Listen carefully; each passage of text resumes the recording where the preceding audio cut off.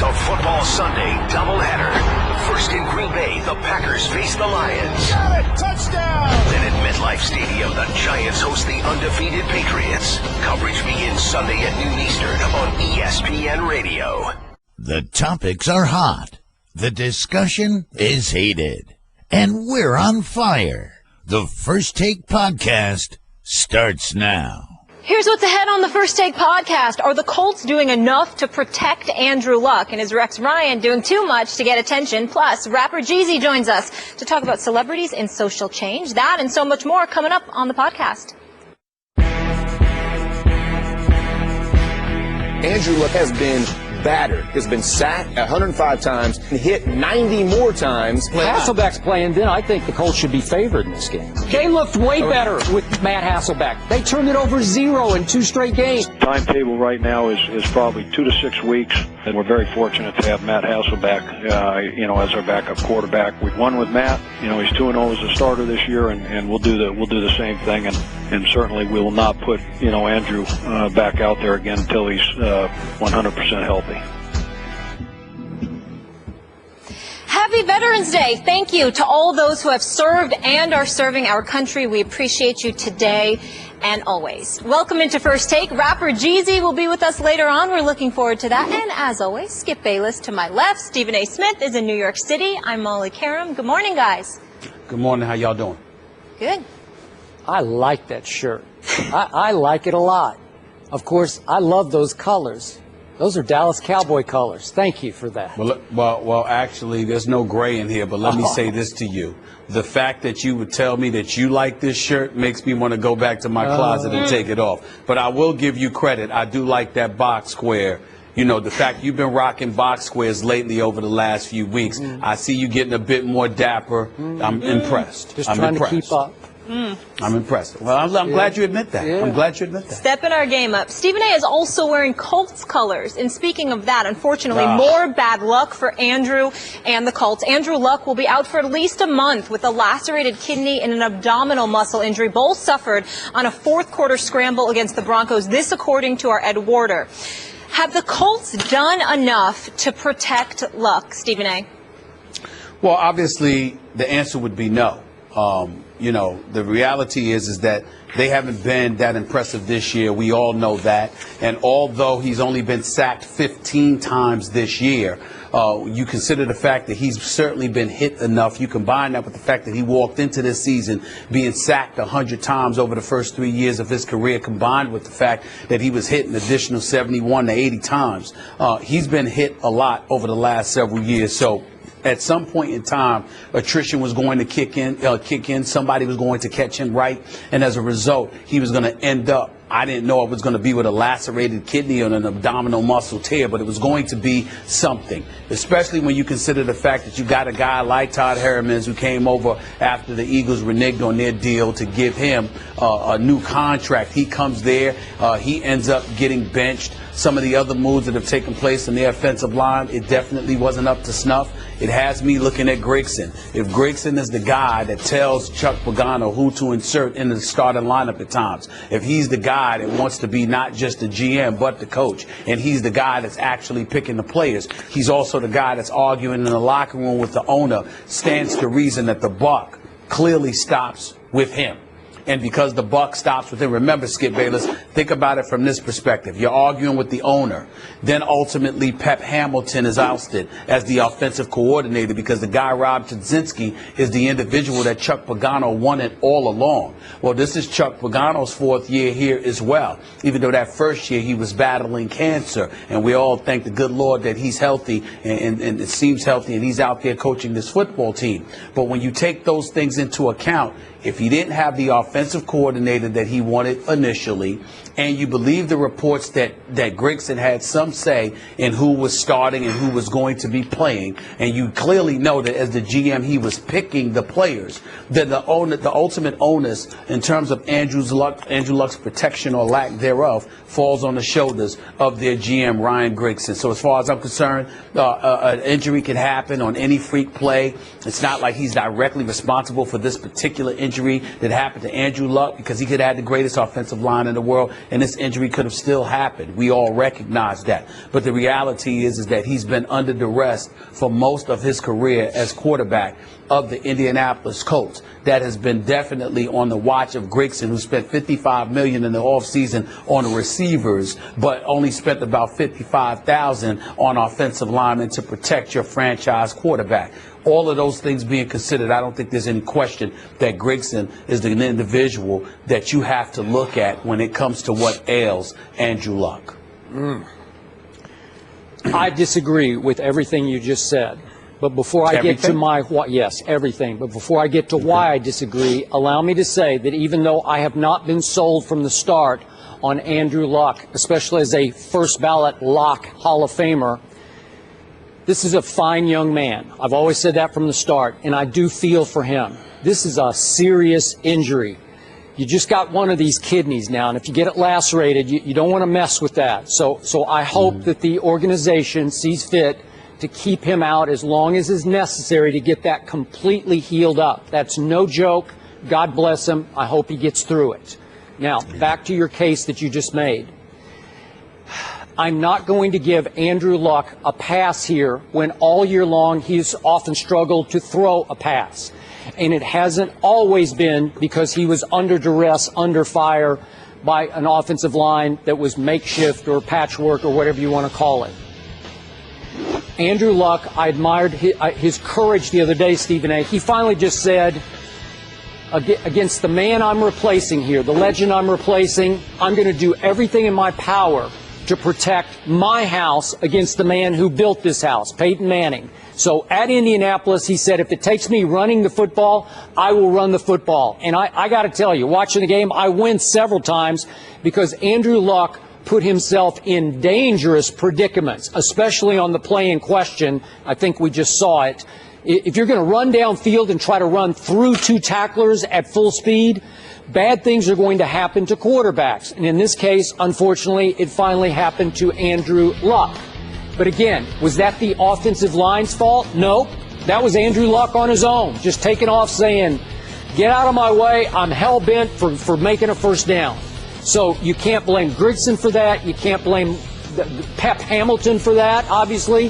He was the fall guy here, and it still sticks in my craw that he became the scapegoat for an Andrew Luck whose QBR has regressed every year, all 4 years in the league. And right now, even with a good game Sunday against Peyton Manning, he's still ranked 27th in QBR.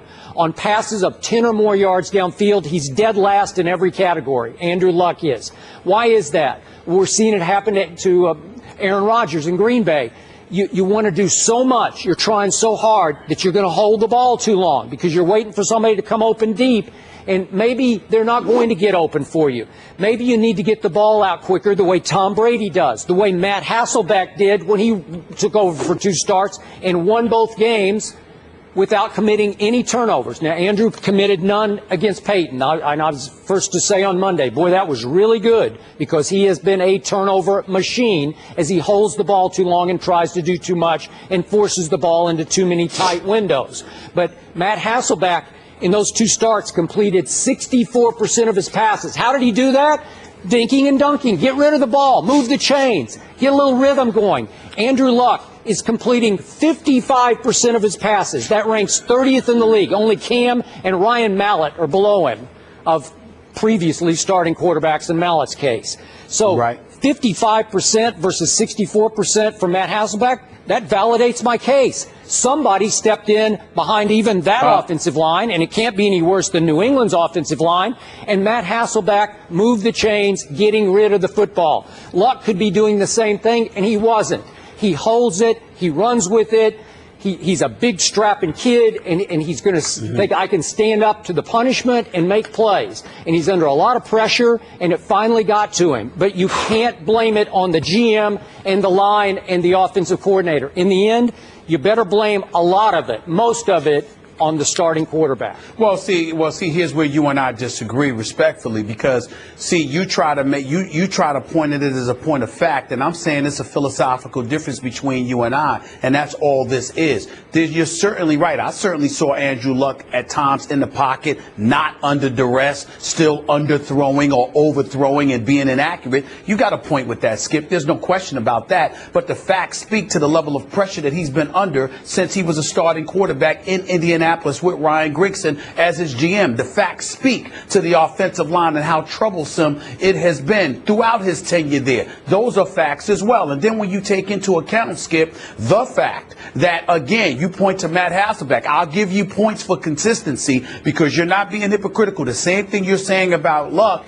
in terms of holding him accountable is the same thing you utilize with Tom Brady to give him credit in New England with that patchwork offensive line. But I repeatedly say to you, it's not just about the quarterback. It's the system and what that particular individual is asked to do. With Matt Hasselbeck coming in as a sub for Andrew Luck, obviously, what is he, about 40 years of age? Yep. He's certainly no young spring chicken any longer. He's been around the league for a long time. He's a veteran. He knows how to play this game.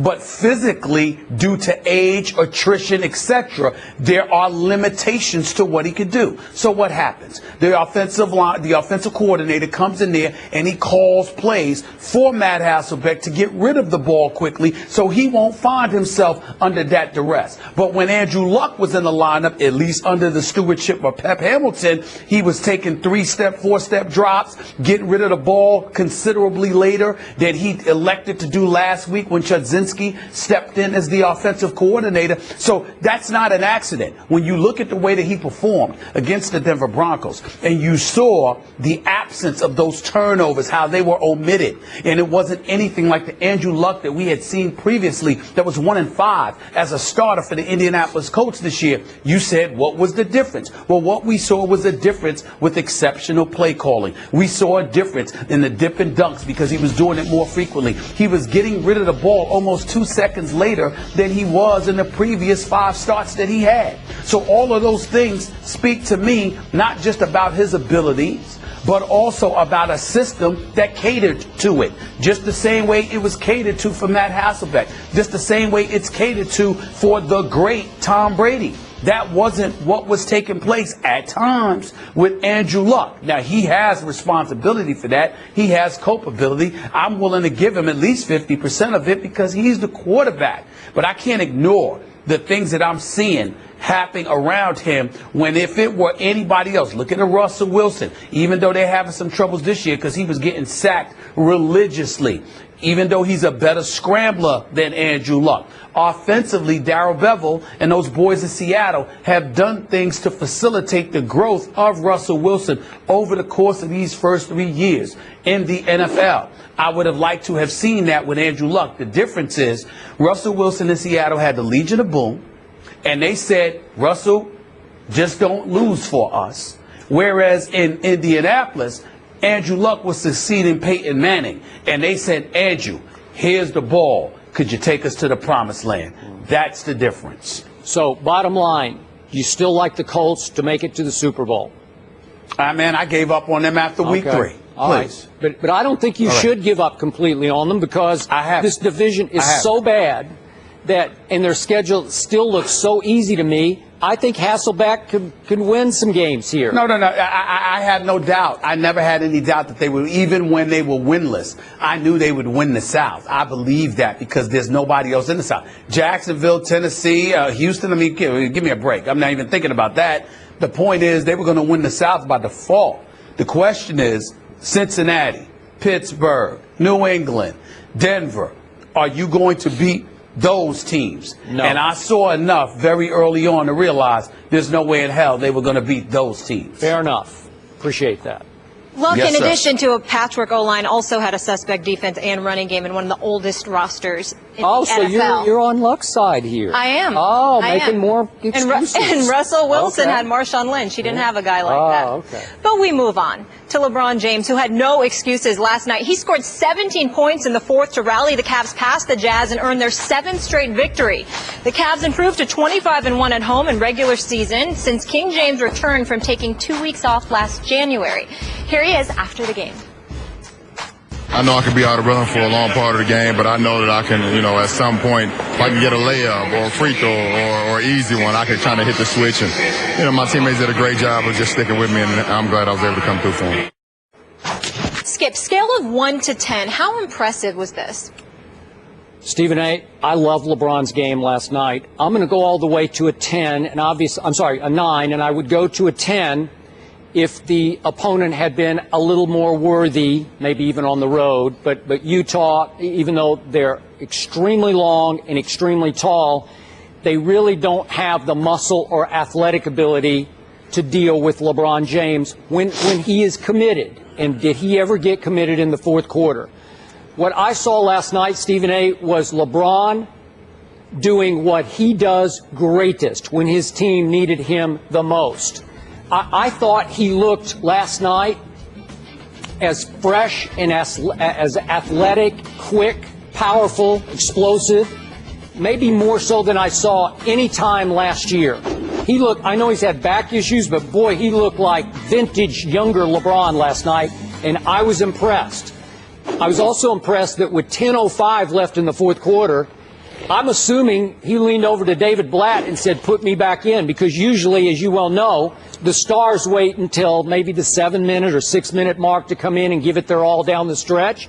And LeBron saw the game slipping away. They were down 5 with 10:05 to go. And I'm assuming he said, put me in, coach. And in he came. He missed his first shot, an 8-foot jumper. And then from that point on, he scored 17 points all in the lane. What do we always say on this show? Take it to the rack, because nobody can stop the freight train that is LeBron James when he unleashes on a team like he did on Utah. And all of a sudden, you can just look down the play-by-play. Layup, 5-footer off the glass. Layup +1. Rodney Hood made the dumb play of the night, actually tried to stop LeBron from shooting a layup by hugging him. You can't hug LeBron James. You better take him down, because he took you down, took you right to the hole for an and one, and he made that free throw. His free throws are always a little bit of a liability. He made 5 out of 8, but he was getting to the free throw line, hurting Utah that way. And to his credit, Stephen A., he took 1 3-point shot in the whole game, and it was a one to go ahead, 98-96, with 5 minutes to go, and he missed that. LeBron is having a dismal 3-point shooting year so far. What is he? I'm losing my track here, but he's like 6 for 29. Yeah, 6 for 29, 20% from the 3-point line. He doesn't need to shoot from 3. We saw in the playoffs, he set the all-time record for players with 100 or more attempts with 22.7% in the playoffs last year. I don't even know why he wastes his time shooting threes. You can argue he needs to keep the defenders honest. But once he said no more threes and he continued to attack, this game got out of hand in favor of the home team. So to me, that was vintage LeBron saving his team from a pretty ugly home loss. And obviously, they still don't have a Shumpert, and obviously they're not quite at full strength right now. And when they do get healthy with Kyrie and Shumpert, then they're going to be a force to reckon with. I don't see anybody beating them in the East.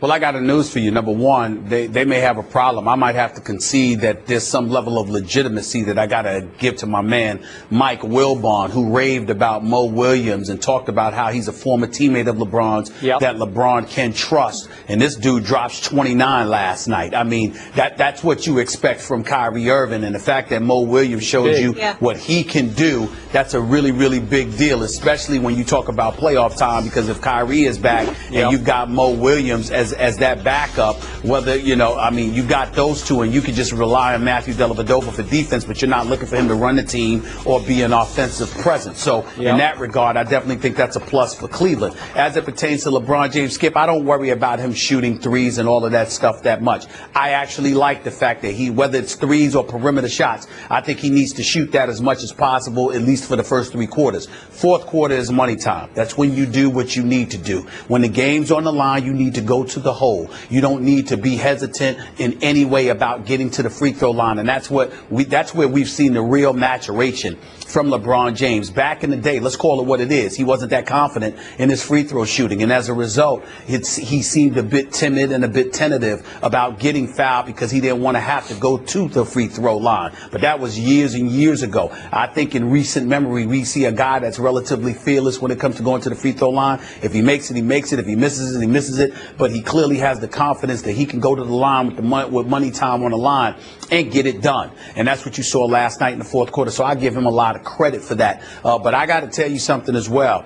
He needs to do that more in the fourth quarter. But he doesn't need to be playing 37 minutes the way that he played last night. He doesn't need to have to be the guy that comes through for them. The Cleveland Cavaliers, I mean, Kevin Love is on that squad for a reason. He had 22 last night, even though his shooting percentage wasn't that great, like 6 for 16. Mo Williams is capable of scoring on the offensive side of the ball. Mozgov's got some talent. At some point in time, the Cleveland Cavaliers need to prove, I'm not saying in the playoffs, but they need to prove during the regular season that they don't necessarily need LeBron James in order to win regular season games. At least some of them. Somebody else needs to be able to step up and deliver the goods without him having to do it. Because, Skip, if he does what you tell him to do, if he does what you suggest, he's not going to have but so much.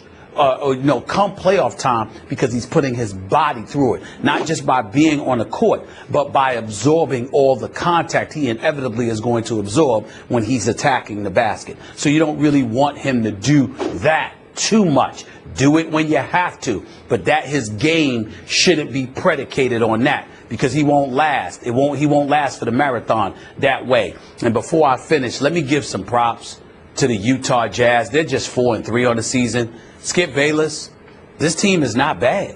I mean, when you look at Alec Burks, who was picked in the first round a couple of years ago, when you look at Trey Burke, when you look at Rodney Hood, who was out of Duke, who was a 23rd overall pick in 2014, he's in your starting lineup. You got Gordon Hayward, you got Derek Favors. I mean, they, like you said, they're just not tried, true, and tested, with games that really count. And they're going to succumb to the superstars in this league. They will. But Kevin O'Connor and those boys and Walt Perrin and everybody, I mean, this is an impressive young group as far as I'm concerned. They've got some potential in Utah. I like the talent that I see them accumulating. I really do. Okay, but in the end, when LeBron said it's time, they shrank. To me, and again, Gobert is so long and tall and Favors and all the rest, but they could not deal with the freight train when it was time. And I agree with you. You have to pick your spots. But he really picked a spot last night. You can say it was just Utah and it's early in the year.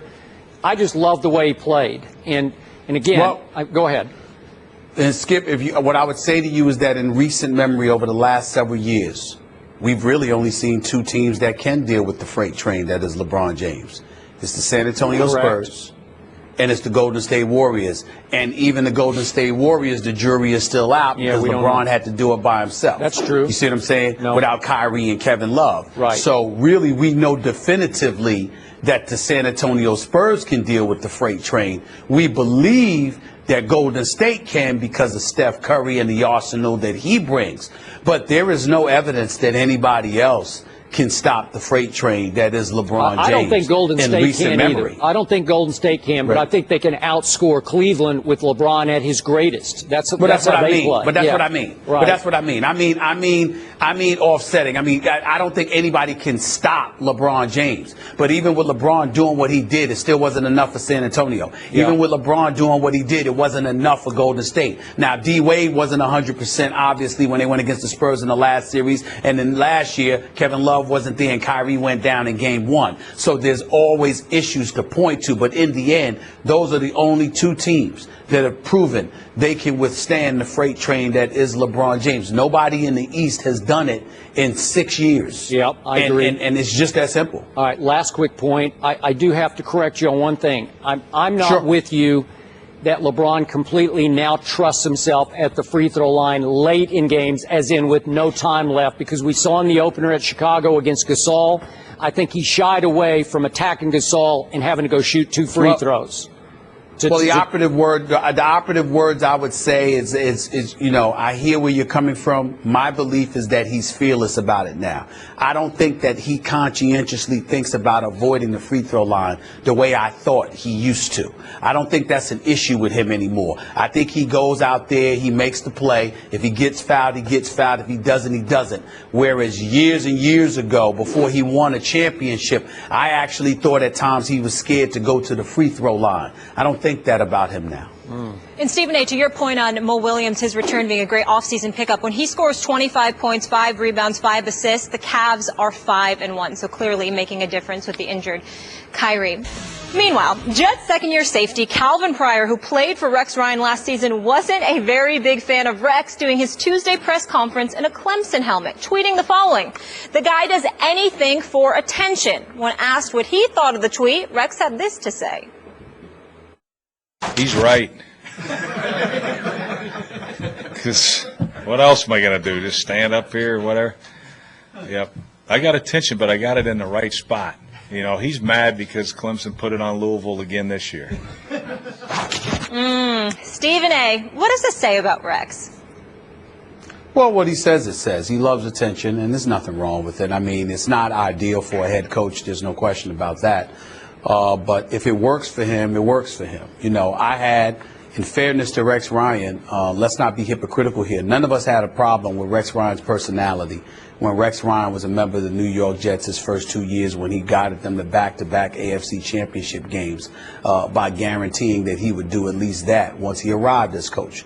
The problem is 4 years followed: an 8-8 season, a 6-10 season, an 8-8 season, and then the abysmal 4-12 season where Rex Ryan admitted to us to our face that he deserved to be fired. So when you look at it from that perspective, and then you look at some of the troubles that they've had this year, they're on the outside looking in right now. They're behind the Jets and the New England Patriots in the division. You know, you got Cincinnati and Indianapolis and Denver that are going to win their divisions. And then you've got the Oakland Raiders that are going to be relevant in the playoff picture, the Pittsburgh Steelers as well. So, you know, Buffalo's on the outside looking in. He walked in there guaranteeing some things again. I think the problem with Rex Ryan is that Rex Ryan is coming across as an individual that uses headlines to disguise his ineptitude. And that's what this comes down to. Again, when he's winning, you can never say that about him. I definitely think he's a brilliant defensive mind. But their defense right now ranks 16th overall. They rank 24th against the pass. That's not numbers that we've come to know as being associated with Rex Ryan. And so, you know, you understand it. You understand it's a part of his personality. You want to encourage people to be themselves, Skip, but at the same time, somewhere along the way, you've got to get the job done. And when you look at Rex Ryan, he's created a buzz and interest in the Buffalo Bills. They clearly made the right choice with picking Tyrod Taylor as their quarterback. There's no doubt about that. But this defense should be better than what they have been. And one would argue their record should be better than what it is. And one would also argue that this team, your pick to be a wild card team in these playoffs this season, is on the outside looking in, and that's all problematic. So if you're going to bring attention to yourself, there's nothing wrong with that, Rex Ryan. But you need to bring the results first. Otherwise, all you are is a sideshow. And I'm not calling him that because I respect him. But I'm just letting him know how the world is looking at him because of his results or lack thereof. Yep. I did pick Rex's team to win a wild card this year, and I do love me some Rex in general. But I got to tell you, I did not love him wearing that Clemson helmet. I hear what you're saying. Are you trying to disguise your ineptitude? Are you trying to distract attention off the poor coaching job you're doing? Is that what's happening here? I also think, and remember I asked Rex to his face about this when we were at Bill's camp, are you sometimes guilty of making it more about you than about your team? Is it productive showmanship on your part to create buzz around the Buffalo area, or is it just flat-out egomania on your part? Have you gone over the edge into Rex Ryan, superstar coach, even though you don't have the credentials to back it up? You're certainly one of the most recognizable coaches in the National Football League. You're certainly one of the most talked about coaches. Why is that? Because you'll wear a Clemson helmet to a press conference. So was wearing that Clemson helmet about Rex, or was it about his son Seth, who's a redshirt sophomore, a walk-on who made the team and has actually caught 2 balls this year for 14 yards. He stands 6 feet tall and weighs 175 pounds, does Seth Ryan. Was wearing the Clemson helmet a tribute to his son who made the team as a walk-on, or was it about Rex? To me, it was more about Rex, getting a laugh. You know, he knows he's going to get maybe a lead item on SportsCenter. I don't know. You know, he's going to get a lot of attention off wearing that helmet and keeping it on, instead of just paying tribute to Clemson's achievement so far this year. Just bringing up the fact, I'm proud of my kid. He walked on. He made a team that right now is the best team in America, and I'm proud of him. You could just throw that in there at the end of the press conference. Everybody'd say, thank you very much, great. That would work. This doesn't work for me. This is more about Rex and about a week in which he knows he's going to get a lot of attention because he's returning to the Jets. Is he trying to take some pressure off his team versus the Jets? I don't know. I don't know. I just think in the end, it's what I asked Rex to his face about. Is that more about you than about your players? And I think at some points in that locker room, they're saying, what about us?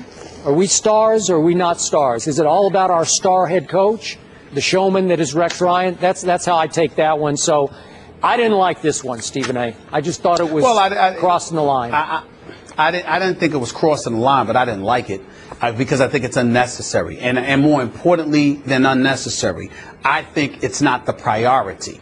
You see, I think the priority should be having your team ready to rumble. I think if Rex wants to bring attention to himself, Rex could bring attention to himself by rolling up at a press conference and announcing we're going to come at it, by guaranteeing a win, by telling you we don't give a damn who this team is, we're going to go for it. He can bring attention to himself that way. You know, there are ways to do it in a fashion that, although it might be unadvisable in some people's eyes, you can understand it, because if you're a Rough Rider, that's how you want people to know you're coming at your business. It's just that simple. And so there's no harm in that. And I can also understand and appreciate it, because what he wants is he wants the world watching his team, and he wants the world watching him. It interests him. It ignites him. It sparks him, supposedly. The problem is that you have 4 years in which all of that bluster amounted to absolutely nothing. 4 consecutive years as the head coach that you were out.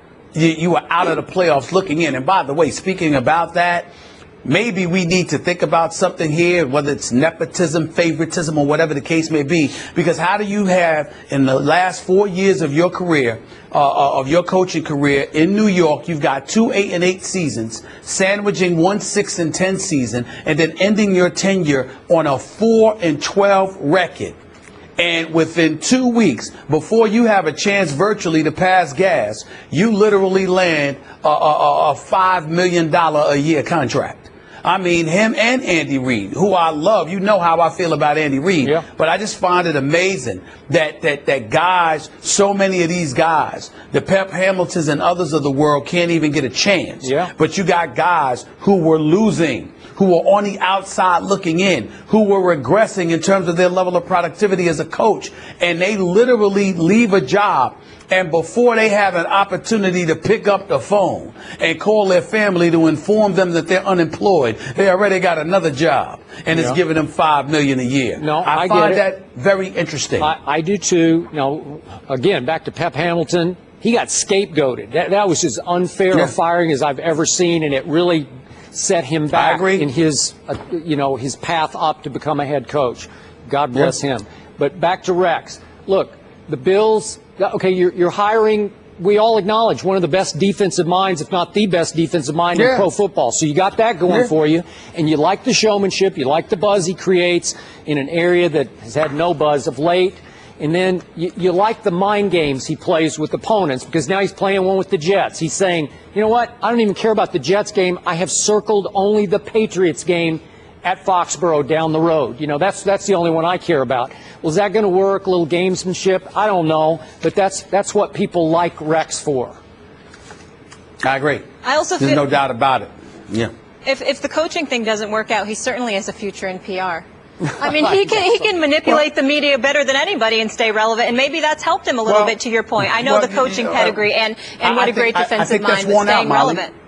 I think that's worn out. I think that years ago it was far more effective when he was winning football games. Now it doesn't work on us because we're able to turn around and look at your team and say, wait a minute, it ain't what you said it was going to be. It wasn't that way for the last 4 years when you were with the New York Jets. You came to Buffalo, you talked about the talent that you have and how confident you were. And not only that, you don't have the problem you had in New York with Geno Smith or Mark Sanchez before him as your quarterback. Now Tyrod Taylor actually looks impressive. You look at his numbers. I mean, Skip the Deuce completing about 70% of his passes. Love him. The turnovers. I mean, he's getting the job done. Yeah. So really, if that's the case, then what's your problem, Rex Ryan? Because your offense isn't too shabby. Your defense is the problem, and that is supposed to be where your level of expertise lies. It's the very reason you got a head coaching job. But the defense right now is suspect. So I think it's worn thin with a lot of us. We look at Rex Ryan. I mean, what's not? But you got to respect him. We're talking about him. We're talking about him more than Belichick, Marvin Lewis, Ron Rivera, the undefeated coaches. So he is winning in that sense. Well, you can say he's winning, or is he embarrassing himself, Molly, because he's got us talking about him, because he's bringing attention to himself for all the wrong reasons. Is that your definition of winning? It ain't mine. No, I mean in terms of manipulating the media and the PR aspect, but I know what you mean from the football perspective. Yes, more clearly more impressive. It's all about winning. So in the end, the question is, if Rex fails in Buffalo, will he wind up in the media business? Will he be sitting on the First Take desk at some point? I don't know.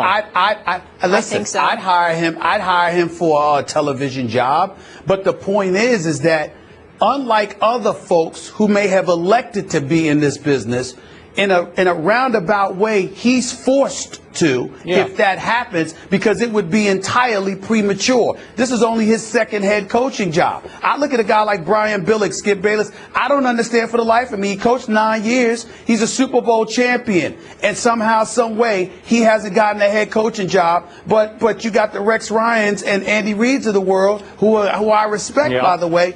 But they never won a Super Bowl, and his job offers. I mean, it's about who you know. I mean, that clearly appears to be the case. And I'm not saying I don't know Brian Billick from a can of beans. I'm just saying that I see him and I see the words Super Bowl champion. But somehow, some way, he's an analyst in television, and Rex Ryan is coaching and bringing attention to himself doing press conferences. I have something wrong with that picture. I want winners. I think maybe Brian Billick. Yeah, Brian Billick might have just decided this is a lot easier to analyze games than to actually have to coach games. Right?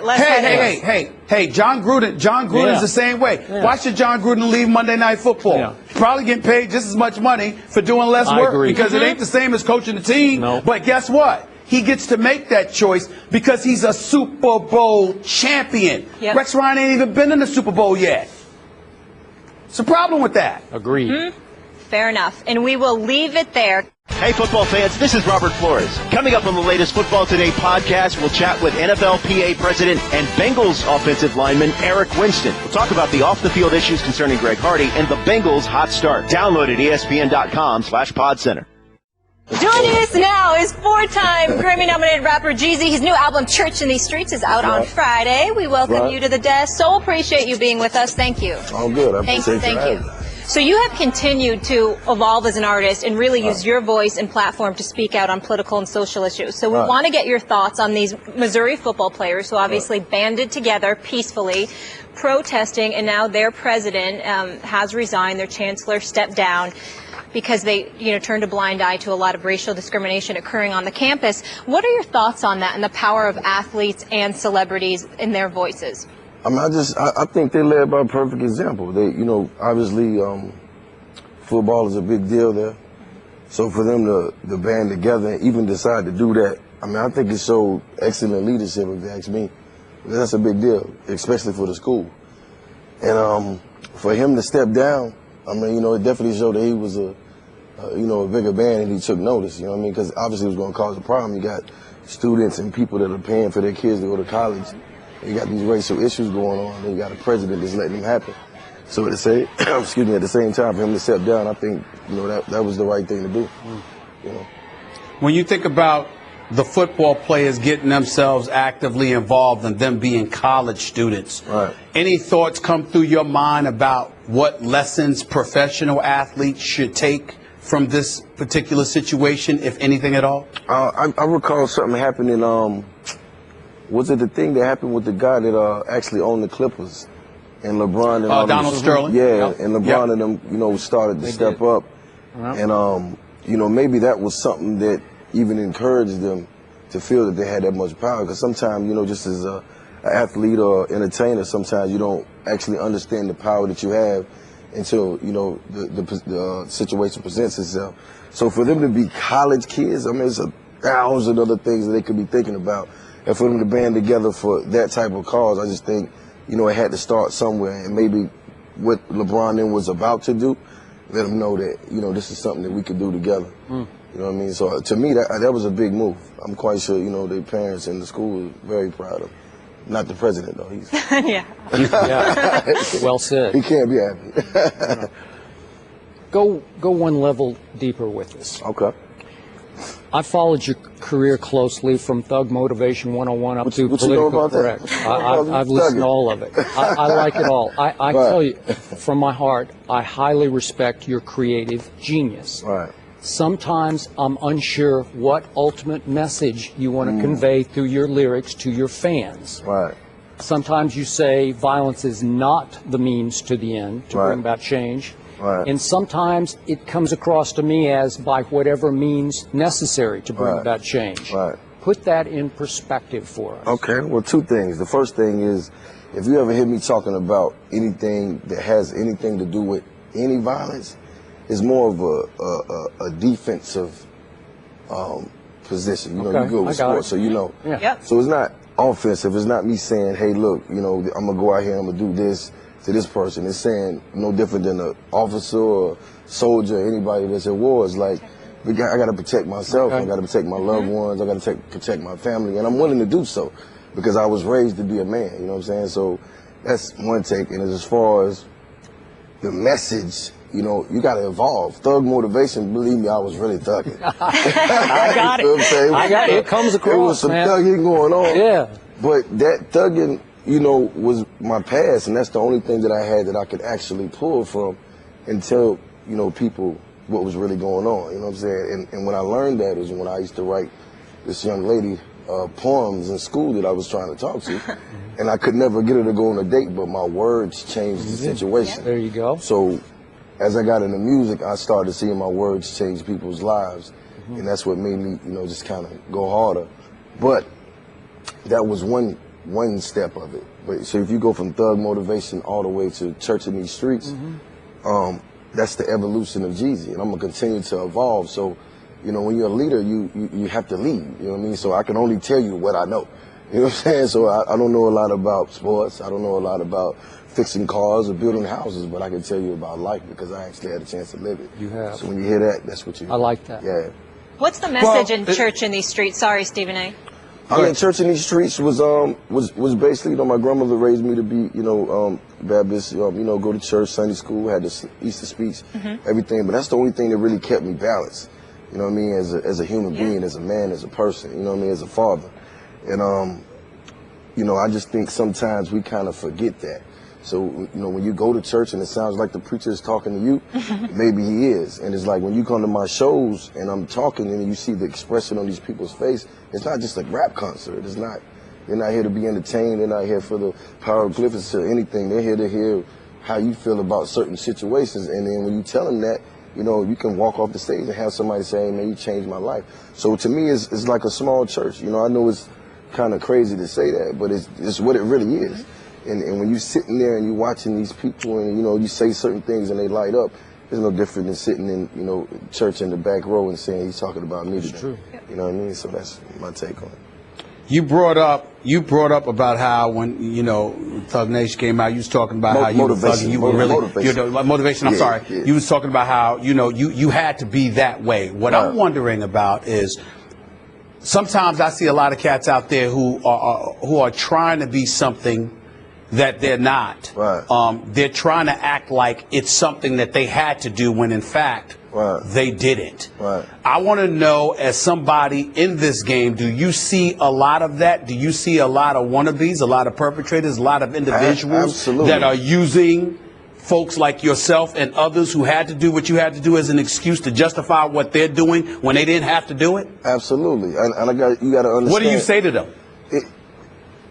Well, to me, it's real life. But when it becomes a business and it becomes lucrative and you're able to make money by emulating what somebody else has been through, people jump on that. It's no different from, you know, you just seen a Straight Outta Compton movie that just came out. You know what I mean? That was about a lifestyle. You know, Dr. Dre and all those guys really went through that, but somebody thought that it could be valuable if they put it in a movie form. So somebody got actually paid off of whatever they went through. You know, Eazy's no longer here and all those things.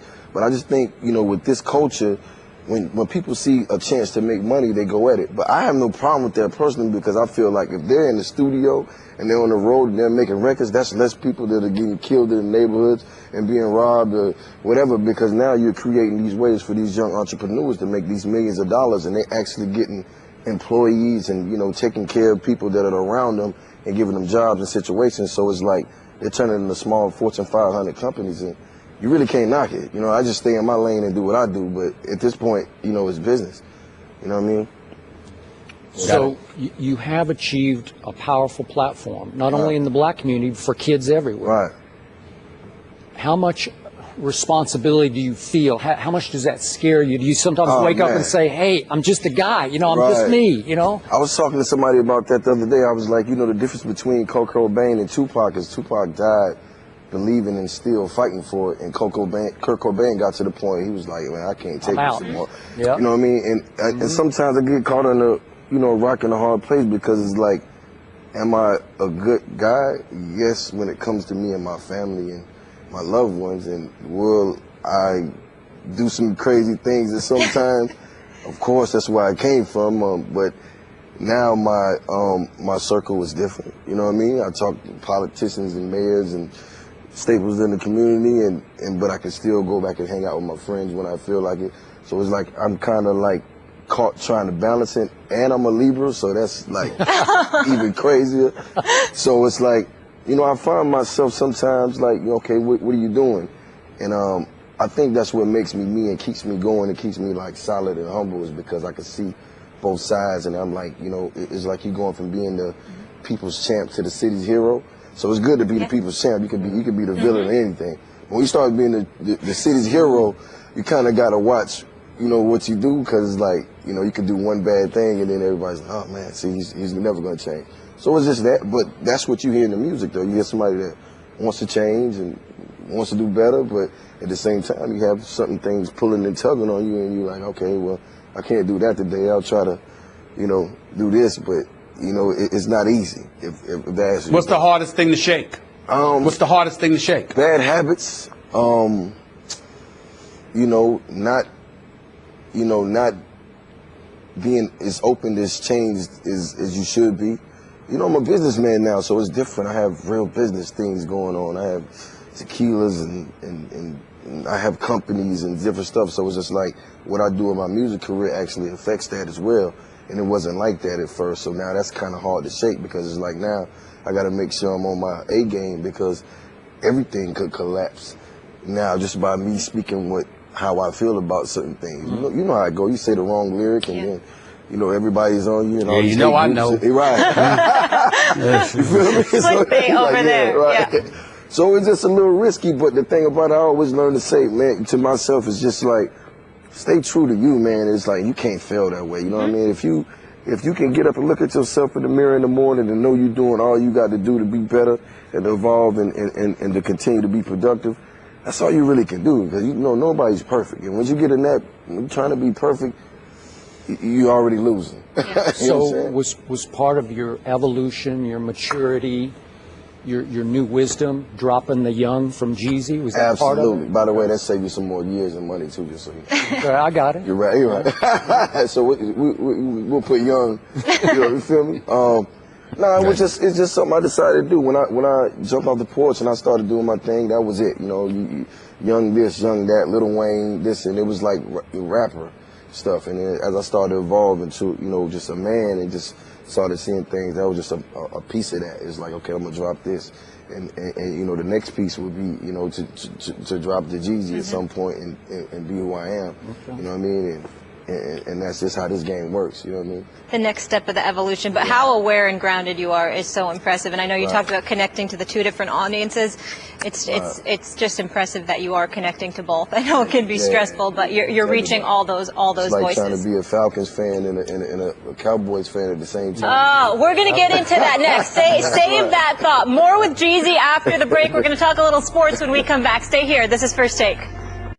Grammy-nominated rapper Jeezy is still with us. His album Church in These Streets drops on Friday. Looking forward to that. But let's talk a little NFL now. Your boy Cam's having a tremendous season in the MVP race, but obviously Andy Dalton, Tom Brady also leading their teams to perfect seasons as well. How does he stack up this year to win the MVP? Man, he got to keep going hard. It's crazy because me and Cam actually used to have those conversations about quarterbacks, and I used to just tell him, you know, just how it was for him to be a young black man and actually be a quarterback, you know what I'm saying, in the NFL. And I used to always just push him, like, and just talk, but to me, it just seemed like he snapped into it, like he just got extremely focused, you know what I mean? Like, you know, he would talk about the team and just morale and everybody. I used to even tell him, like, it's a real conversation. I was like, you know, you the team captain. You got to keep everybody morale up. You got to be the glue. And you know, obviously that's what he really did, because right now he's a real leader out there on that field. And he's keeping everybody together and keeping the tempo of the game up. And I mean, just for him to be that young and be able to put that together, you know, that's crazy. What did you used to tell him when people were getting on him earlier in his career, having a towel over his head, looking as if he was sulking? Because he clearly is, even though he's got the towel on his head still, he clearly is the leader. You see him out there smiling, having a good time, doing his thing. I mean, he has really matured into, he's exceeded expectations as far as I'm concerned based on what we're seeing him produce. But I'm wondering what you said to him during that particular moment in time where people were getting on him in his career because he didn't appear to be the kind of leader people knew he would need to be. I mean, I definitely don't want to take his credit because he worked for it, but I was just encouraging him to get comfortable in what was going on, because, you know, he's from Atlanta, like we from Georgia, so it's like, you know, we don't get those type of opportunities, you know what I mean? And it's just like, you know, he's young. You know what I mean? He's young, he's coming into a lot of money, you know, he's in a new situation. It's bigger than when he was going to school in college. It's a different focus. And I used to always tell him, like, man, that's your team. You do realize that, right? Those are your people. They're going to do whatever you show them to do. So if you focus and you on your A game, they're going to do the same. You know, you can't come in the locker room and not communicate with everybody and expect them to jail. You know what I'm saying? And not that he wasn't communicating. I'm just saying, like, you have to take the lead because you're the quarterback. Well, when Steve Smith wasn't brought back and he ended up in Baltimore, one of the excuses they used was that it needed to be Cam's locker room, and Steve Smith was in the way. That's what we got, at least, you know, privately from the Carolina Panthers organization. Could you tell us, is there any truth to that? I can't gossip. They'll say I ain't in the locker room. Okay. But I will say that what's going on with Cam now is something special. You know what I'm saying? And I seen it in his eyes the last time I saw him, that he wants to win and he wants to be great. He wants to be as great as Tom Brady and everybody else, because you got to just imagine that when you talk great quarterbacks, it's only a few. You know what I mean? And I know he wants to be one of those guys, and I think now that, you know, it's starting to come around, I only think he can get better because he got to get more comfortable. Because now he's winning and people are cheering for him, and, you know, he's this Atlanta kid, and it's just like, you know, this could be big. You know what I mean? Especially for someone like yourself, because he's so young. He got a lot of time to grow and get better and become more experienced and, you know, all that stuff. So I'm just proud of him. I got to be real. I'm just proud because I actually seen him go from what you're talking about to where he is now. You know what I'm saying? That's a big deal. Let's talk about Cam's division rival. You're Atlanta through and through, born and Yeah, bred. I knew you was coming with that. Falcons got off hot, hot as Cam got off, and, and now they've fallen to what, 6-3. Right. What's your gut feeling about where they're heading? I mean, it ain't looking good. I think it's the exact opposite that's going on in that locker room. I think that you know, the quarterback, he's a great quarterback, but I can't say he's a great leader. Matt Ryan. Yeah, Matt Ryan. I mean, he's a good dude. You know, he's a great dude, but I just can't say he's a great. Yeah, I'm with you on that. I would agree with you. I can't just say he can just take the team and say, hey, I'm like, you know. And by the way, like, just not even getting off the subject, I feel like Drew Brees was a great leader. Like, he get in there. I can't say his skills, but I've seen him in action. He pumped them guys up, and you know what I mean. He talked to them and he get them going. And I just feel like sometimes, you know, if you're the quarterback, you have to take the lead. You know what I mean? And you got to keep the team going. I think Atlanta is a great team, though. I mean, we always get close. We always get close. You know, I got my Super Bowl outfit picked out right now. One day. You know what I'm saying? One of these days. Stephen A. Well, listen. No. Oh, I didn't. I thought you wasn't finished. No, I'm thinking about Carolina right now. Right. Does Cam talk to you about any particular team he worries about within the NFC? Does he talk to you about how we've got to bring our A game because this team is a team that we have to worry about? Or does he just have a nonchalant attitude, believing that no matter who it comes in his way, he's going to take it? He's very nonchalant, man. You know, Cam just, I mean, he's just living the life right now, man. I mean, everything, you know, he's doing is just working out for him. And it's just like, you know, I don't want to compare the two, but just like, you know, up and coming entertainer. Once you get that light and people feel you and you feel that they feel you, like, you unstoppable. You just, you know, you outworking everybody. You're doing everything you're supposed to do. And I just think with him right now, he just wants it so bad that I don't think that he's even looking at everything as like an opponent. I think he's just looking at it all together. Like, I got to take this. Because I never heard the words Cam Newton and Super Bowl together, and I'm hearing them. Yeah. And that to me is impressive. You're also close with Carmelo Anthony. Yeah, it's my guy. When you speak with him, give us your insight into his level of frustration with the future of his New York Knicks. I never ever heard him say anything about you know, no frustrations, but I just know that Carmelo is a Knick to heart. Like, he's like the Spike Lee of that thing. Like, he's you know, when you think of New York, you think of Carmelo Anthony when you think of the Knicks. And I don't think how rough it gets. I mean, I don't know personally how he feels, but I don't see him, like, even thinking of bailing on that team right now. Because he is New York City. And he does a lot for New York City, just even him and his wife and, you know, just that whole situation. They're like a big pillar. Power couple, yeah. Yeah. And it's like, it just makes being New York. So I see him, I mean, you know, the best thing you do is get a better team around him. You know what I mean? Hold on. Uh-oh. Hold on. I knew this was coming. Right. He set me up, right? Yep.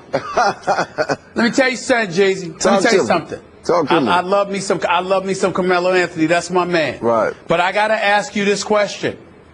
He has not ever played in an NBA Finals. He's over 30 now. Right. I know Lala's doing her thing. She's on Power, my favorite show with Amari Hardwick and Fitty and all of them. I love that show, okay? I know what she's doing with herself. She's got a burgeoning career.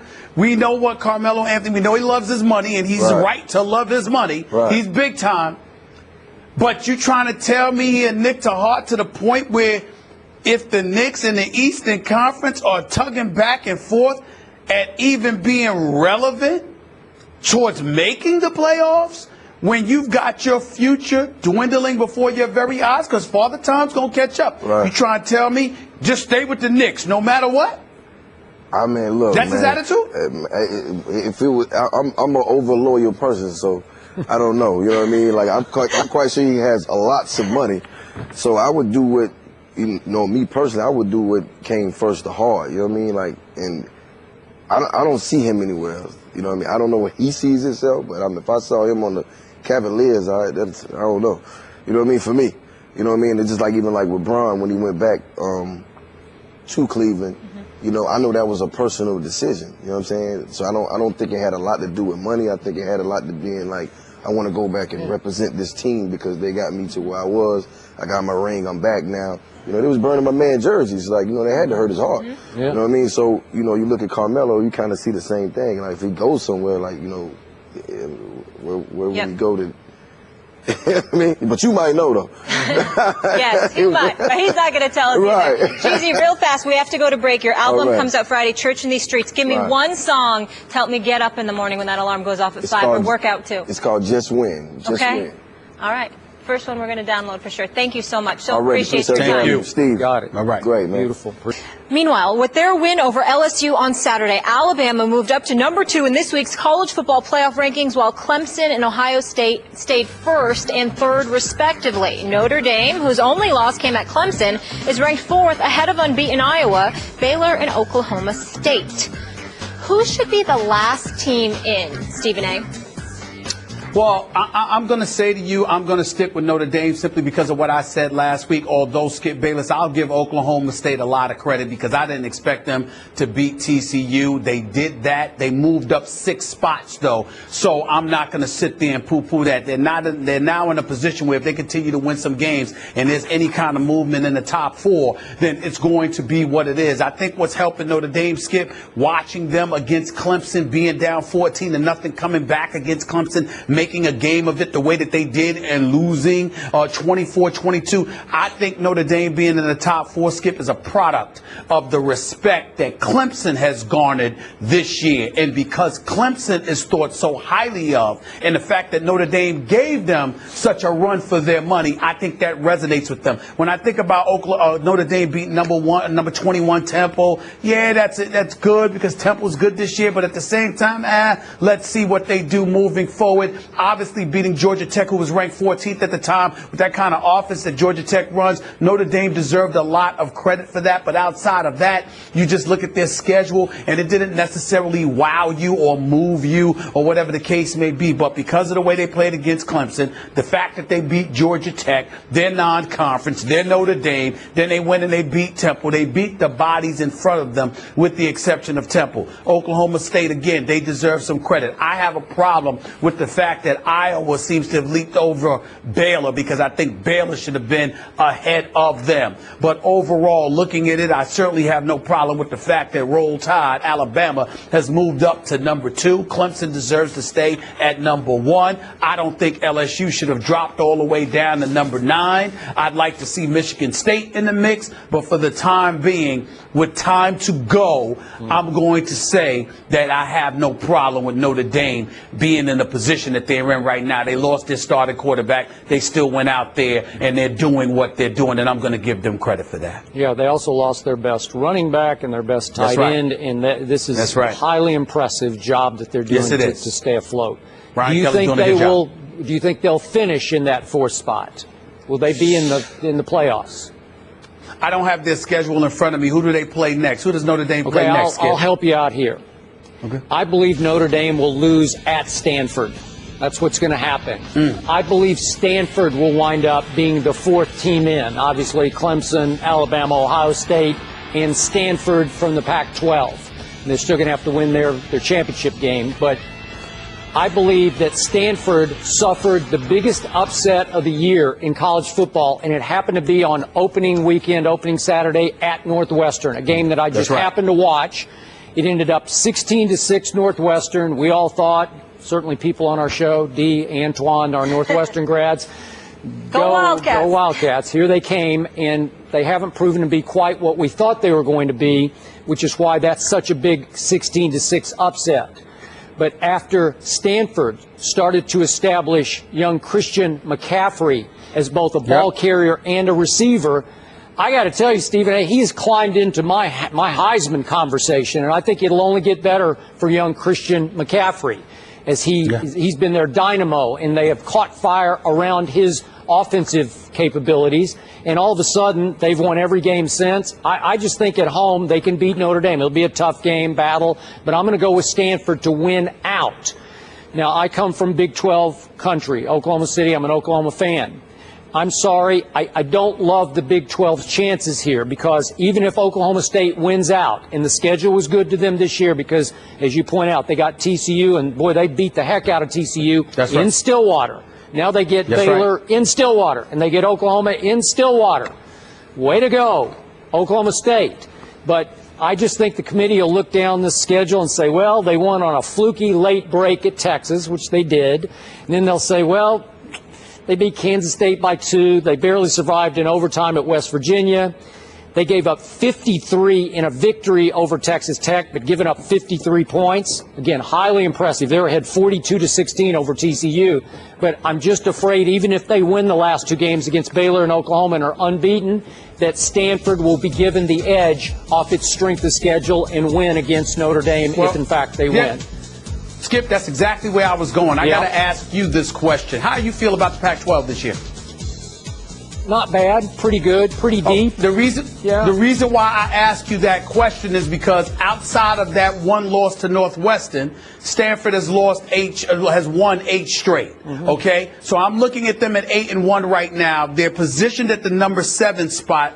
All right, so you've got them ahead of Oklahoma State. Let's say both of them win out and they win all of their games. Who do we give the edge to? Because, again, Stanford, if they beat Notre Dame, then you know Notre Dame's going to fall out the top 4 spot. But I'm looking at their wins here. You beat USC 41-31 when they were ranked 6th in the nation. You beat UCLA 56-35 when they were ranked 18th in the nation. But now I'm looking at it. It's Washington at Washington State, Colorado.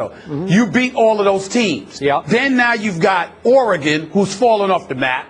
You've got California. I think they've lost 4 in a row. That's right. And Notre Dame. So, again, you win Notre Dame. So I got to look at USC, UCLA, and Notre Dame. Does those 3 wins get them in over Oklahoma State? If Oklahoma State ends up running the table, does it enable them to leapfrog Baylor and Iowa?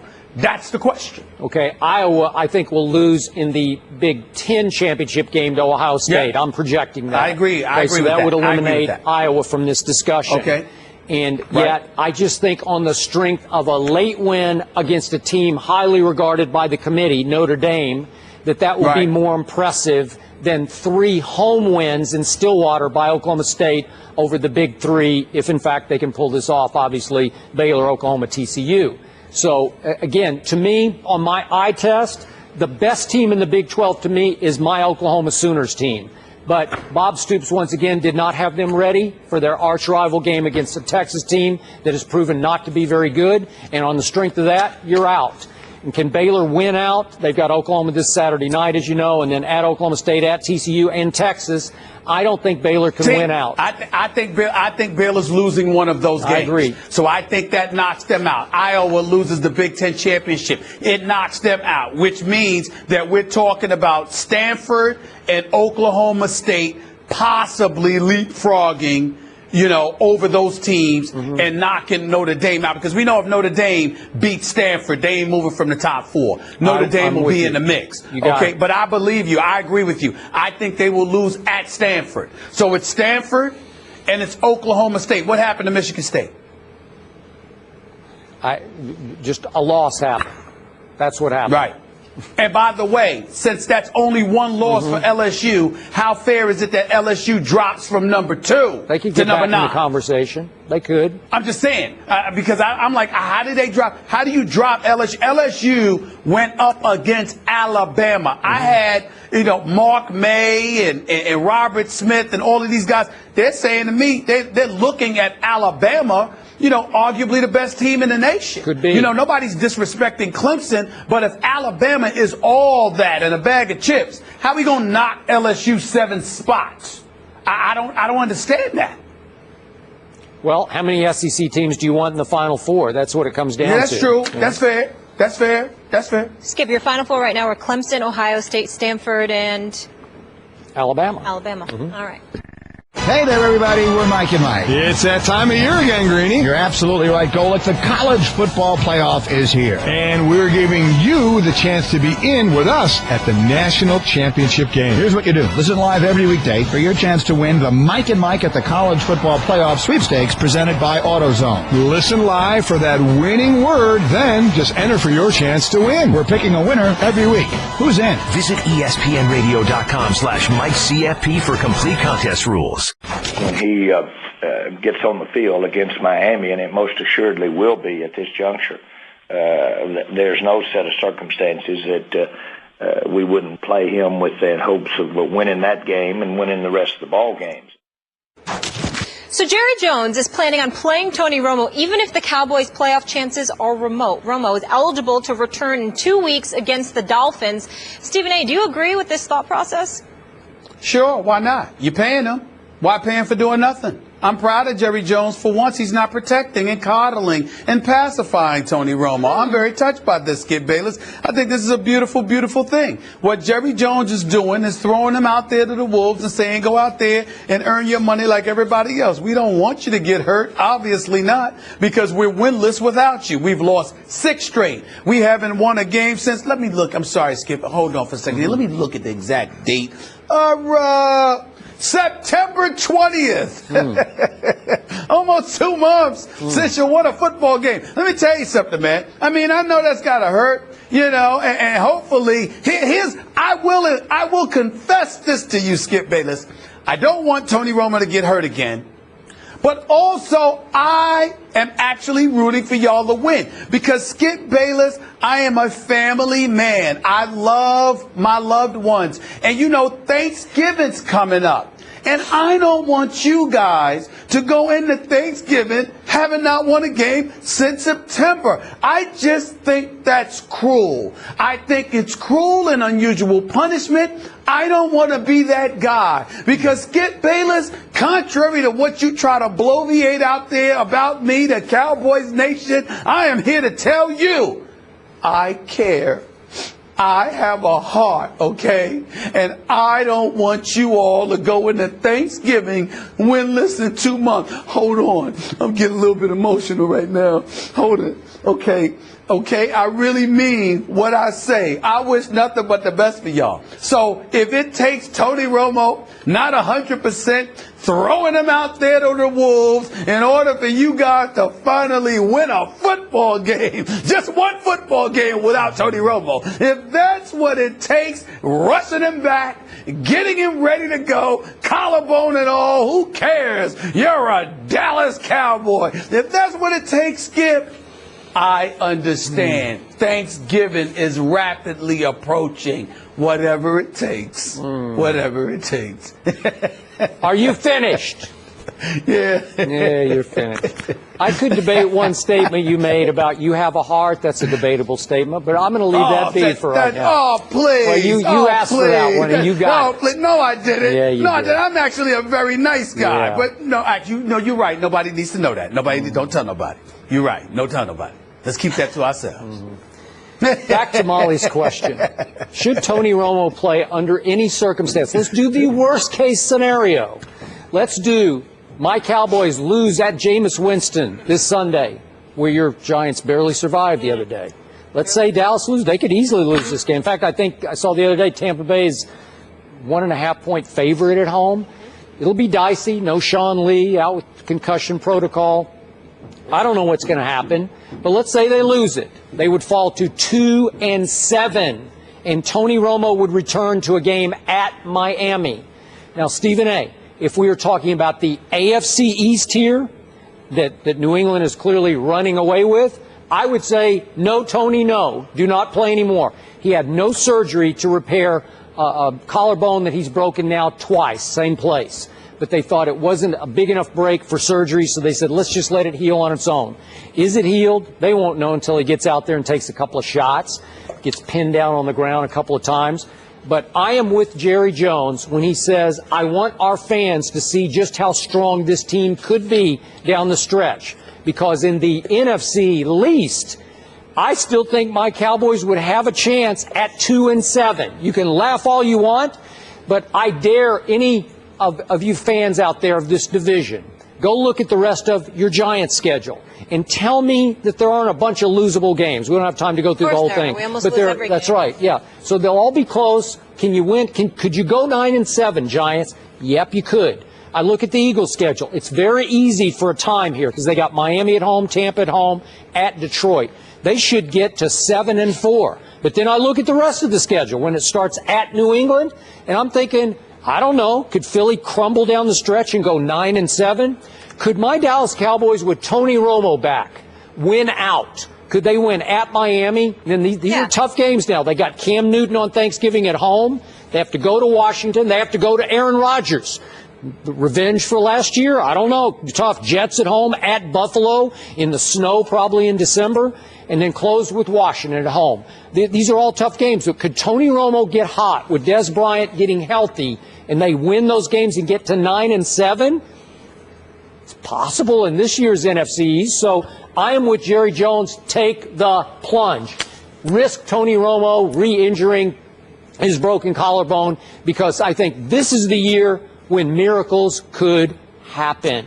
But Skip Bayless, I'm looking at the Dallas Cowboys schedule, and there are about 6 games that are not in the NFC East. I know that the NFC East is the NFC least. I do understand that, but some of these games, they're not the NFC. I mean, you got Washington. I just read them on this schedule twice. Yeah. Exactly. So I'm like, you got the other teams to deal with. I mean, you're going to lose at Green Bay. You don't understand. I don't know about that. You sure about I don't that? know. With Tony Romo against what's left of Aaron Rodgers, or as I call him, Mr. Rogers. He's now Mr. Rogers' neighborhood up at Lambeau, right? He looks more like Mr. Rogers than Aaron Rodgers. You know what? That's what I'm saying. Hasn't been beautiful lately. I'm gonna do and I'm not gonna even imitate you, but I'm gonna sit there and mirror your thoughts. I thank you for saying that about Aaron Rodgers. You're gonna pay for that. You're going to pay for that, Skip Bayless. You're in a world of trouble because this is not the man to mess with. He's very upset. People have been messing with him week after week. I don't have to mess with him. The opponents do. Blew the late game situation against Carolina last week. You're in trouble. You're going to pay for that, Skip Bayless. You mark my words. You're going to pay for talking about Aaron Rodgers like that with such disrespect. You wait and see. You're going to be in a world of trouble. I'm trying to tell you, you're going to pay for that comment, Skip. Aaron Rodgers is going to tear it up from here on out. I'm trying to tell y'all right now. The last 2 weeks was an aberration. Go ahead. We're talking about the same Aaron Rodgers who threw for a total of 77 yards at Denver. Oh, it was 77? Bad. It was bad. I mean, Romo rolls out of bed with 77 yards passing. He gets it in the pregame. 77 yards? Really? Let me tell you something, Skip. Are you kidding me? Skip, you're going to pay for that statement. Aaron Rodgers got an attitude. Aaron Rodgers is very, very ticked off. Aaron Rodgers don't make those kind of mistakes the way he made against Carolina in that late game situation. He certainly doesn't throw for 77 yards. Aaron Rodgers didn't lose back-to-back games. And the fact that you're sitting there talking about him with such disrespect, boy, are you going to pay. You just wait and see. I don't have to exaggerate. I'm not even worried about it. I actually was happy because I picked Carolina to beat Green Bay last week, and I was actually happy about the way that it ended because Aaron Rodgers is going to have a big-time attitude. I predict for the rest of this year, you will see nothing short of greatness from Aaron Rodgers. You mark my words. You mark it down. Y'all don't understand how bad this boy is. You're not appreciating him. You're just not. I haven't seen that bad boy for a long time. I saw 4th and goal from the 4, and Aaron Rodgers admitted after the game, I got scared. I saw something and I got scared. A pass rusher loomed in his face, and he missed Cobb wide open. Just like here, pitch and catch. It's over. We tie. We go to overtime. Please, nope. That's the bad man. He's just bad now. I don't know what's happened to him. You'll see. I kind of like my chances with the healthy Romo and Dez going back up to Lambeau. I was surprised by you saying that you wanted Romo back in there, even if they're in a big hole. Well, I mean, I'm just looking. It starts like your Giants. Who do they get to play this weekend? The Patriots. Are we sure they're going to win that game? The Giants? I don't think so. That. Well, I don't know. I'm a little scared of it, but I think I'll go with New England in that game. You're still going to go with New England. And then I look at these other games, and they got some hard games. Skip Bayless, I would say to you, Skip Bayless, to hell with what everybody else in the NFC East is doing. You need to be concerned about whether or not your boys can win a game. I mean, demoralization is kicked in. They might need therapy before they win another game. I mean, you don't know that. They don't need therapy. I mean, they need Romo. Down. Romo. My brother was like, hey, don't worry, nobody's going to beat you up. If they do, we got 3 of us here. But no, they really just made me comfortable with changing my mind and letting me know, like, hey, either way, whatever you do, we're going to be here for you and support you 120%. So that made me a lot more comfortable with everything. And then the team, they were really great with everything, and my teammates, they loved me, I loved them, and I just feel home here. I'm comfortable here. Tonight, DeAndre Jordan returns to Dallas for the first time since, of course, verbally agreeing to a deal with the Mavericks before ultimately re-signing with the Clips. He thinks it'll just be another game, and it's going to be fun. Stephen A., what kind of game do you think he'll have? Well, I doubt it'll be just another game, but I will tell you I expect the same results. He had about 6 points, 15 rebounds, and about 4 blocks. On the year, he's averaging 10 points, 13 rebounds, and nearly 4 blocks per game. He absolutely, positively drives me crazy, Skip. DeAndre Jordan is a good guy, okay? What drives me crazy about him is them damn free throws. Yep. I mean, this guy is shooting 34% from the free throw line. And it just drives me nuts. I mean, you gotta do something.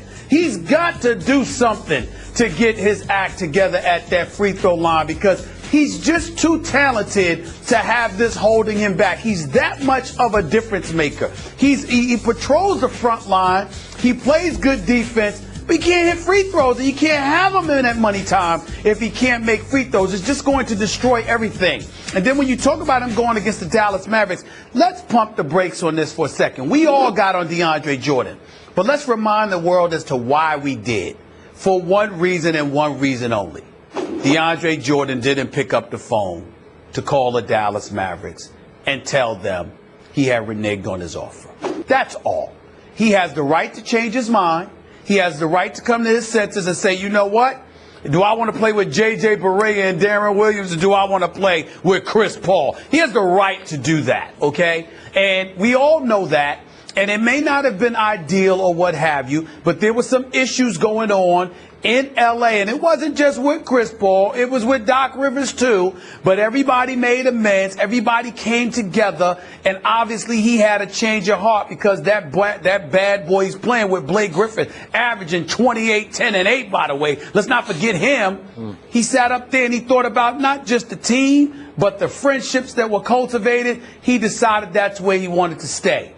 The only thing that DeAndre Jordan could be gotten on about is you got to man up, put on your big boy pants, pick up the phone, and call Cuban and them and tell them, look, I'm sorry, but I changed my mind. The fact that he wasn't able to do that, that's the stinging indictment against him because he didn't do what men are supposed to do, but only in that regard. That's it. Outside of that, he's fine. Dallas is only going to boo you because they regret that they don't have you. Because what do they have? An agent Dirk Nowitzki, Mr. Unreliable in Darren Williams, okay? J.J. Barea can play. Chandler Parsons, ultimately, he'll get himself healthy. I mean, but they don't have much, even though they were wise to re-sign my man Rick Carlisle to that 5-year extension. Congratulations to one of the great coaches in the game. But really, they don't have much. So it's just about the Dallas fans booing him because they hate the fact that he's not with them. It's just that he could have handled it better. That's all. It's not that big of a deal. He'll get over it. Just expect to get booed vehemently. Just expect that. But outside of that, so what? He's on the visiting team. So back to Molly's question, you think he'll have a bad game or a good game? No. I think he'll have the same game. About 6, 8, or 10 points. He had 15 rebounds, had 4 blocks the last time around, but he shot 2 of 8 from the free throw line. That sounds about right for a DeAndre Jordan game.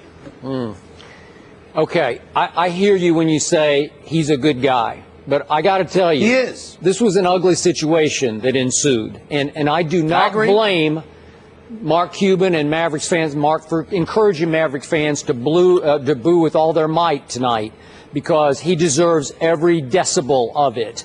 He did renege, and I know he didn't pick up the phone and call Mark Cuban, but just reneging on a commitment, it was a terrible thing that happened, and I thought it revealed DeAndre's character or lack thereof in the bigger picture. I'm with you. He made the right choice. He just did it the wrong way. But in the end, now he goes back. They will boo with all their might. I would like to see Rick Carlisle put him on the free throw line at every opportunity, because you don't get nervous when you're playing defense or blocking shots or rebounding, whatever. All the things that he does best aren't nerve-wracking things. So again, he'll put up those kind of numbers. But where the nerves kick in is if you put him out there by himself and they are booing the rafters off. Yeah. Then let's see what he would do. And I think it would give these fans just a little pleasure to pull off the upset tonight, and to do so at his expense when he goes, 3 for 25 from the line or whatever it might be. I think that would be a small degree of revenge or satisfaction for those Maverick fans that got stiffed by him. Well, I tell you this, Skip, a lot of times we judge guys a bit harshly. We look at their age, and we think that defines their manhood. And sometimes that's not it. It's the experiences. And DeAndre Jordan, I believe, was never really in a situation prior to this where, he had to step up and be a grown man. And when he found himself in that situation, it was foreign territory for him. And he didn't handle it with the ease and the precision and the maturity that one would think you should handle it in. So he was called out on it because you're not supposed to renege. But in the end, bottom line is that he didn't want to go there.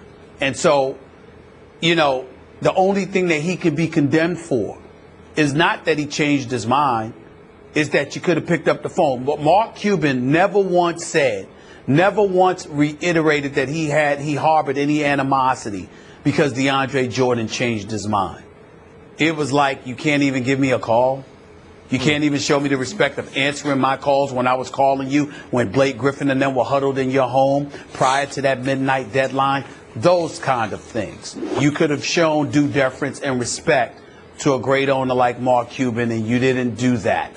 And to me, that's what makes him look even worse. We had a blast at Westover Air Reserve Base this week, and we just want to say again, happy Veterans Day to the troops everywhere. We so appreciate you. And one last quick topic before we go. After outrushing Leonard Fournette 210-31 in Alabama's win over LSU, Derrick Henry now holds the top spot in ESPN.com's Heisman Watch. Skip, should Henry be the front runner? Stephen A., I'm going to give a slight edge right now to the little big man from Baylor, Corey Coleman, putting up monster receiver yards for an undefeated team. Would be the first receiver to win this award since our very own Desmond Howard back in 1991. Derrick Henry is right there. I think Ezekiel Elliott is making his case and is just a touch behind there and bringing up the rear. But coming on strongly is Christian McCaffrey from Stanford. Skip Bayless, I'm going to go with the Heisman Watch experts. I think Derrick Henry is number one. Obviously, Coleman can't be ignored. Ezekiel Elliott, I've been watching him, especially with the quarterback issues at Ohio State. He's definitely found a way to continue to do his thing. When I look at LSU, however, and the way we were talking about Leonard Fournette, how do we go from that to ignoring what happened when he went up against Derrick Henry? The defenses were considered comparable between Alabama and LSU. Leonard Fournette scores rushes for 31 yards, averaging 1.6 yards a carry. Derrick Henry, 210 yards, 38 carries, 5.5 yards a carry with Coke or Bateman as your quarterback. To me, there's nothing to talk about here. If Derrick Henry continues to do this, he's the Heisman winner. That'll do it for us. Thanks so much for being with us. Happy Veterans Day. And again, thank you. It's a football Sunday doubleheader. First in Green Bay, the Packers face the Lions. Got it! Touchdown! Then at MetLife Stadium, the Giants host the undefeated Patriots. Coverage begins Sunday at noon Eastern on ESPN Radio.